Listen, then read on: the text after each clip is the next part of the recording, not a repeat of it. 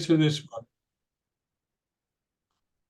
Well, Patrick, great to see you.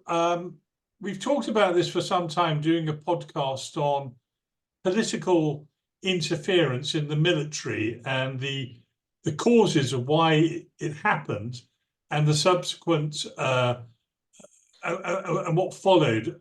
Was it a disaster? Was it a good thing? Usually it's a disaster if politicians get involved in military affairs. But if you could start off, we're looking at Winston Churchill, in 2002, voted the greatest Briton of all time. And I just wanted, after reading Alan Brooks's diary and a few other things, I just wanted to talk to you about Churchill's interference, stretching way back to the First World War and into the Second World War, and your ideas on that particular subject. Yeah, I mean, thank you very much for inviting me, Jamie. It's a delight to speak about a personal hero of mine.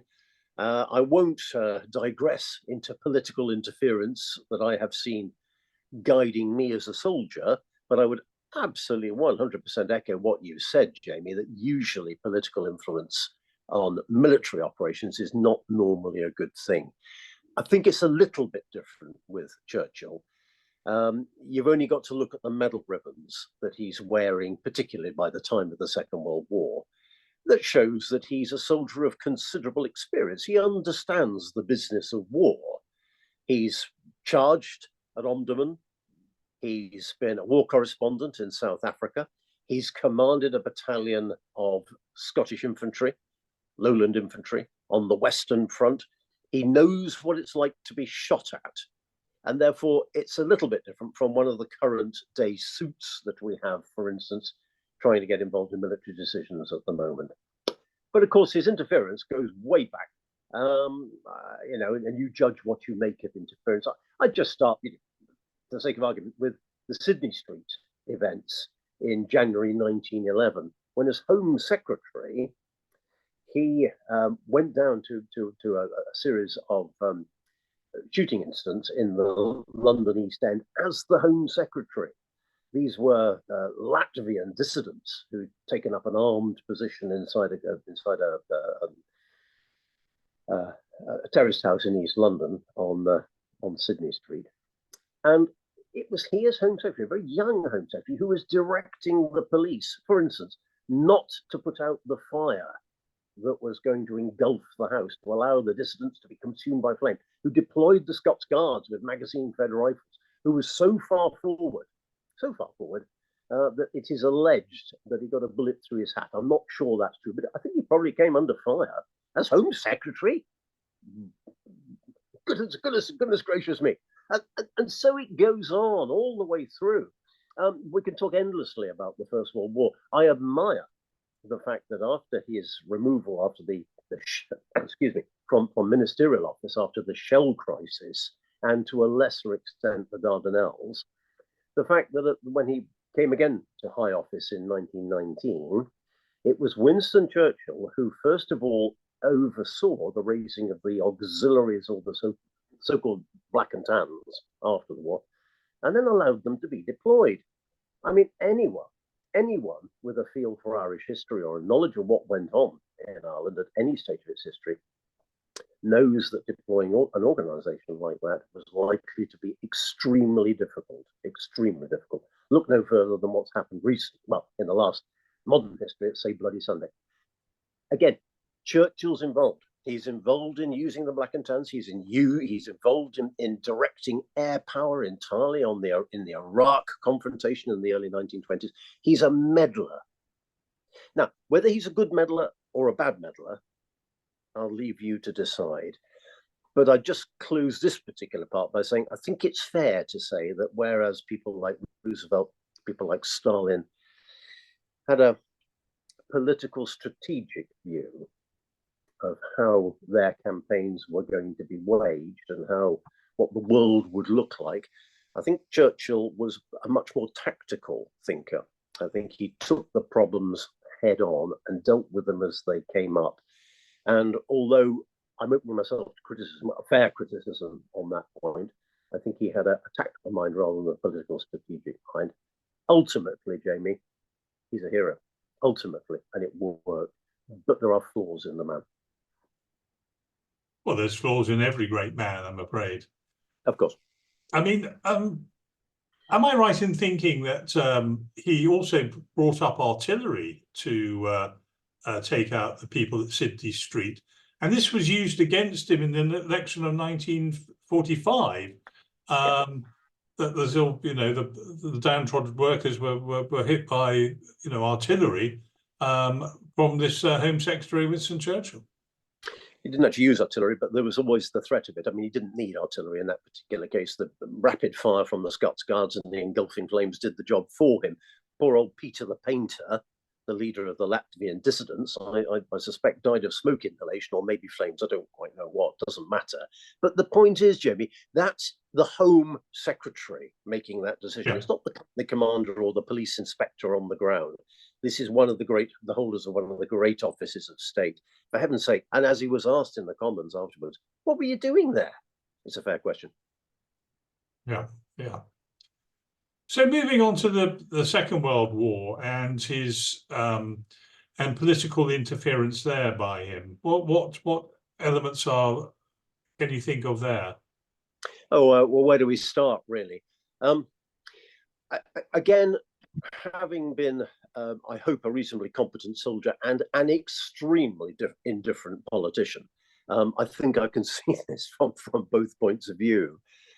But I think the trouble with soldiers, sailors, airmen, with military men, is that they often can't quite see the trees from the wood or the wood from the trees.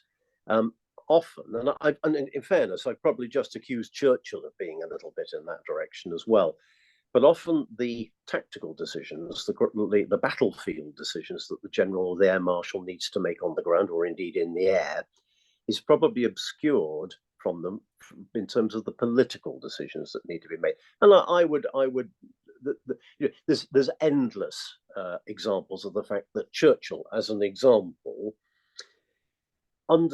completely understood the importance of what Germany was trying to achieve with her air campaign, the so-called Blitz, after the so-called Battle of Britain. He understood what was being done, that this was not so much that the Germans didn't have the power to smash our industry, but they did have the power to seriously inflict a moral defeat upon embattled Britain. Churchill had enough foresight to leave the home front, and it was a front, it was just as much part of a campaign as anything else that was going on, and concentrate on the big picture. He was criticised for this, of course. He didn't perhaps do enough to show himself on the home front. There was various silly tricks that he got up to, like his siren suits and running the government from places other than Westminster. Maybe there weren't silly tricks, but there was a lot of theatre about him, and he understood this. But he had sufficient presence of mind to get a grip of the admirals, the air marshals, and the generals, and say, "No, we're not going to do that. We're not going to go on the defensive here. We're definitely going to go onto the offensive." I'll give you one example of this: the sinking of the French fleet at Oran.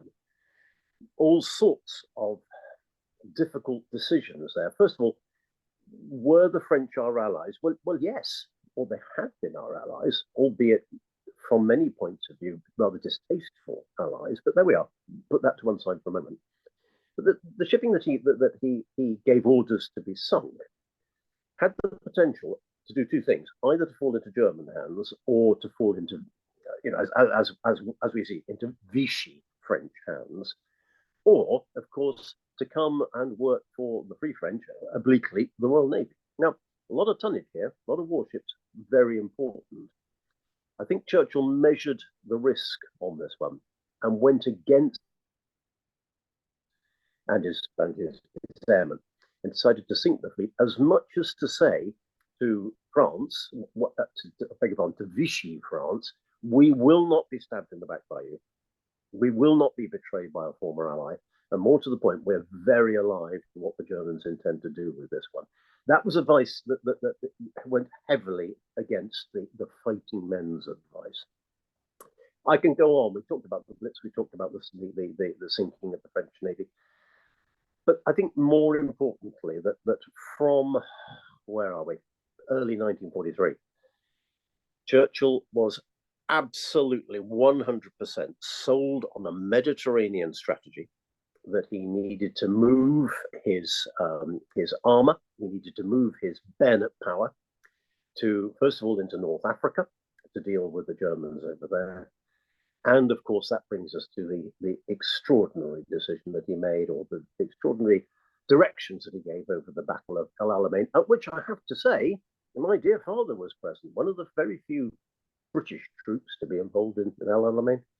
Started it on his feet and ended it on a stretcher, but he was there and he talked about this long and hard. Over to you to throw it away at that one, Jamie. Yeah, yeah. I mean, that's interesting. I mean, this defense of the Mediterranean, rather than, I think he initially was against invading France through Normandy, but rather wanted to go through the soft underbelly of Italy, which wasn't. And was this to do with sort of defending India and the empire, and for imperial reasons rather than military reasons? Yeah, well, I think imperial political reasons, of course. Just going back to Alamein for a moment, you know, the Battle of Alamein, or the battles of Alamein, needn't necessarily have been fought when, where, and that period of time when they were actually fought. But Churchill needed a win. Yeah. He absolutely had to be able to deliver that speech. This is the beginning of the end. He needed to do that. Now, I can bring other examples later. It doesn't matter just a moment. But this is the politician understanding the political dimension, which the generals probably won't. I mean, why should they? It's not their job. And the wisdom of fighting Alamein, my dad may have disagreed, but you know, the wisdom of fighting Alamein, I don't think you can ever get away from that. And the fact that as a result of that, Churchill had this bit of credibility in his back pocket to be able to say to Stalin, we're not doing nothing, we're not hanging around, we've kicked the Germans out of northern Italy, no, sorry, out of North Africa. We have won decisively, and this vindicates my intentions to keep armor, to keep aircraft, to keep shipping, and indeed, of course, to continue with the Battle of the Atlantic, probably the most important battle of the Second World War, and to look at the Mediterranean. Answering your point, Churchill's a historian. Jamie, you and I, we both suffer from that, and we can never ever see anything other than with a historical perspective. That's Churchill all over. He understands that the Royal Navy, the Mediterranean was their playground in the 18th and the 19th centuries. He understands that. He understands, as an example, the invasion of Sicily. Churchill ordered the invasion of Sicily, bearing in mind the importance of Sicily as a British base during the Napoleonic Wars. Now, many would scoff at that. I don't personally. I think that's exactly right. But, you know, Prime Minister, why are you sold on this? Well, because it helped Nelson, it helped Wellesley, it helped Lord Liverpool, etc. during the Napoleonic Wars. This is going to be crucial for our operations against Italy. The Italian campaign, yeah, I'll wax eloquent on that in a moment, but he's a man of vision. But he doesn't always present his visions in a particularly thought. I was interested, for instance, one of the letters from his wife, who said to him, "You've changed. People are moaning about you. You're brusque, you're rough, you're insulting, you're overbearing. You've changed, my love. You've changed, my darling. Why? Well, because he was winning a war and he was defending a nation and an empire. I think he was entitled to be it. But there's no doubt that he was an extremely forceful man." Yeah. And carrying on in the Italian campaign. I mean, at El Alamein and before, he got through quite a few generals, rightly or wrongly. I've never really got to my head around that, but he ended up with Montgomery, who seemed to do a very good job. My uncle was in the 8th Army, who absolutely adored Montgomery, but never had a bad word said against the man, looked after the troops. But Monty was taken off over into Normandy, and you had Alexander in Italy, Overall commander, yeah, Alexander, yeah. and a capable general. Yeah, I mean, Alexander's very capable general. I think the point about Montgomery, sorry to go back to you on that point, Jamie, is that Churchill spots a man who wins in Montgomery. He may not have been a likable man, and he may have been a contentious man, but he was a winner, and therefore the Italian campaign was well underway. The Americans were broadly in the south, the British in the north. It seemed to be set on rails that it was going to achieve. So the winner was taken away from what is, I regret to have to say it, but became a minor front and was put onto main effort, to use a military phrase. The Normandy invasion, the invasion of France, was always, from from the spring of 1943, was always going to be the Allies' main effort in Europe. It was. Overlord was, the Germans would call it the Schwerpunkt of our operations, and in my view, quite rightly so. Montgomery was needed there. He'd been a good officer, good soldier, relatively popular commander. They moved him. But if I can, I mean, you're playing to my particular personal fetishes here, Jamie. People won't know much about this, but after Montgomery had gone, the operations began on the Gothic line in late August 1944. And my father, as a humble infantry captain, was marching along with at the head of his battalion along a dusty road somewhere in the Marche in Italy, when suddenly they were told, "Get off the road, boys. There's a motorcade coming through." And then they were told, "Hang on a minute, stand to attention, officers, salute." The Prime Minister's car drove past. They hadn't expected to see the Prime Minister. And there he was in his daft hat and doing his V sign and smoking his cigar, moving at about 15 miles an hour deliberately to say to the troops, "The Prime Minister is here." Really? Really? And Operation Olive, which started late August, Prime Minister was there, physically setting an example on the front line. So this is August 44, well after what had started in Normandy, with the British troops in Italy complaining about the fact that the emphasis had shifted, the press emphasis had shifted to Normandy, and there he was, setting an example. And there's a rider to this, because I am quite convinced that the loss of the British 1st Armoured Division during the attack on the Coriano Ridge in early September 1944, the loss of the tanks of the 1st Armoured Division was entirely due to the political meddling of Churchill at a tactical level. Divisional commander, a man called Richard Hull, he had under his command a series of armoured regiments, but the reconnaissance regiment was the 4th Hussars, Churchill's old regiment. And I can't prove any of this, but this is years and years of studying it and trying to come to a conclusion. Churchill went to see the 4th Hussars, as you would. He was colonel of the regiment. But he also saw Richard Hull, the divisional commander, and I am convinced that he said to Richard Hull, "Come on, you have got this wonderful organization, an armoured division, which is terribly powerful, terribly quick, terribly nimble. You can punch through the Germans, the TEDs, as they were called. You can punch through the TEDs on the Gothic line.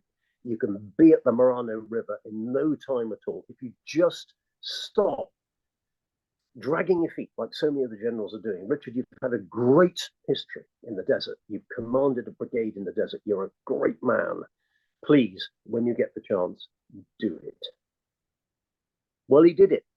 Richard Hull did it. The trouble is, he did it without artillery. He did it without infantry. He did it without air support.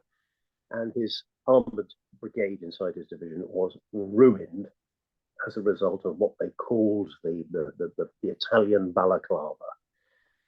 I can go on. I would be delighted to take some of your friends and clients, Jamie, to see where this happened. But I know in my heart, I knew Richard Hull. I knew Richard Hull as a field marshal when I was a boy. I knew Richard Hull. My father had been involved in this attack, and I studied it at length. But I knew Richard Hull. As field marshal, I was a young officer, as an ensign in my regiment at the time.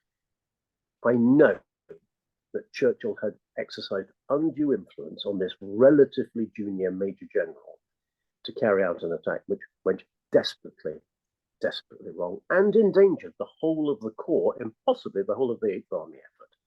I could bang on, Jamie, but it's a bit difficult without facts to back me up and just theory.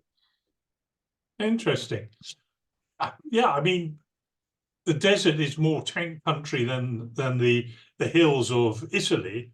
To throw an armored corps at anything, you certainly need infantry support and air support as well. I mean, you know, and artillery as well. You know, combined arms to go anywhere near breaking through any German defences. That's the point. This is a pre-prepared infantry defensive position on high ground across a saucer-like Italian valley. The weather closed in, therefore the aircraft couldn't fly. The weather closed in, therefore the artillery observers couldn't.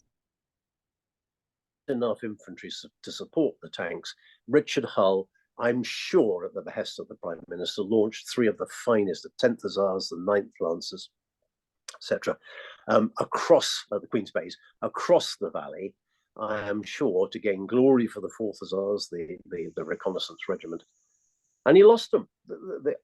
All I can say is, come and see it. Come and look at it. It's there. Yeah. You can see its very day. You can see why soldiers shouldn't listen to tactical decisions being made by politicians. But clearly, this is a man who'd ridden at Omdurman. This is a man who commanded a battalion on the Western Front. He had street cred. He had medals on his chest. If I was a 32-year-old Major General, which I had been, I'd have done exactly what the Prime Minister was telling me. Yeah, yeah. Well, that's fascinating. Yeah, fascinating. Well, on that note, Patrick, I think I'll draw that to a close, unless you've got any other things you want to mention about the greatest Britain, you know, has ever lived, according to the polls. But that's a fascinating insight into Churchill, his mind, and one thing another. And thank you very much for sharing your thoughts. All I'd say, Jamie, is my political career was a disaster, but the little bit of good things that came out of it came because I rubbed the tone of the great statue of Churchill, which stood just outside the chamber every time I went in to speak. And the little bit of success I had possibly came, as I'm sure, from literally the feet of this great man. On that happy note, we'll end the talk. Thank you very much indeed, Patrick. Thank you very much, Jamie. Thank you. Okay, take care.